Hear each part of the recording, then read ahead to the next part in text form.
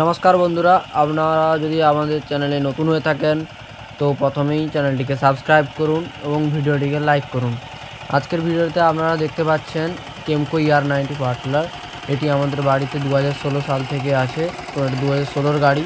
তো আজকে এটিকে আমরা নিয়ে এসেছি একজনের বাড়িতে ধান মাড়াইয়ের জন্য। তো এই ধানগুলো চাষের পর যে ধান ঝাড়া হয়, সেই ধান ঝাড়ার পর বেড়ে যায়, তারপরে এর উপর দিয়ে আমরা গাড়ি চালাই, তারপরে যে ধানগুলো আছে ওগুলো মাটিতে পড়ে যায়, আর সেগুলো নিয়ে আমরা বস্তায় ভরে বাজারে বিক্রির জন্য পাঠিয়ে দিই।